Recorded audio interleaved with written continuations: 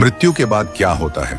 जब कोई प्राणी मृत्यु को प्राप्त होता है तो यमराज के सेवक उसका संपूर्ण जीवन लेखा लेकर चित्रगुप्त जी के समक्ष प्रस्तुत होते हैं। चित्रगुप्त जी के पास उस आत्मा का पूरा डेटा होता है।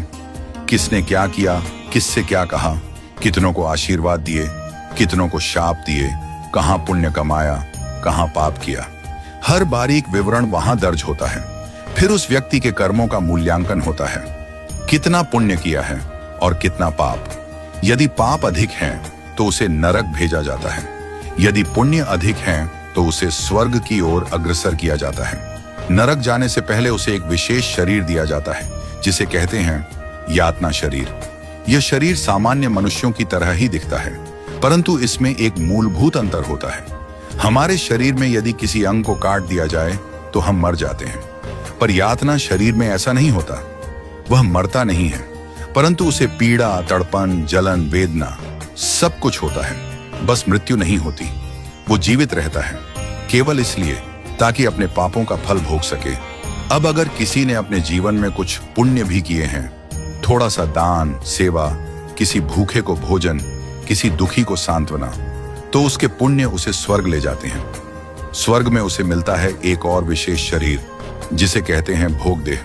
इस भोगदेह की विशेषता यह है कि इसे चाहे जितना खिलाओ ये मोटा नहीं होता, इसे चाहे जितना नचाओ गाओ ये थकता नहीं, इसे चाहे जितना भोगो ये तृप्त नहीं होता, क्योंकि स्वर्ग में जो कुछ भी है वह क्षणिक है, अस्थाई है। जब पुण्य समाप्त हो जाते हैं तो स्वर्ग से भी निकास होता है और फिर आत्मा को मिलता है फिर से जन्म। वह पुनः इसी संसार में किसी योनि में जन्म लेता है और फिर वही जीवन मरण का चक्र चलता रहता है। नरक और स्वर्ग ये दोनों कर्म आधारित मार्ग हैं, परंतु एक तीसरा मार्ग भी है जिसकी चर्चा वृंदावन में होती है, जो कथा में बताया जाता है और जो भक्ति से प्राप्त होता है। यह मार्ग है वैकुंठ का मार्ग।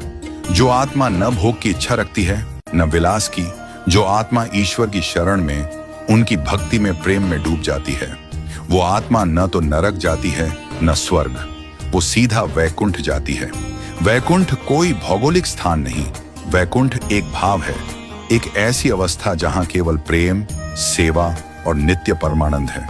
वहां जाने के बाद आत्मा को फिर से जन्म नहीं लेना पड़ता, क्योंकि वहां जीवन नित्य है, वहां समाप्ति नहीं, केवल शाश्वतता है। सार ये है, नरक मिलता है पाप से ताकि दंड मिले, स्वर्ग मिलता है पुण्य से ताकि भोग मिले, वैकुंठ मिलता है प्रेम और भक्ति से ताकि भगवान मिले। यदि आप वृंदावन आते हैं, यदि आप संतों की वाणी सुनते हैं, यदि आप श्री हरि की कथा, लीला, नाम में रम जाते हैं, तो आप केवल पुण्य नहीं कमा रहे, आप वैकुंठ का टिकट ले रहे हैं।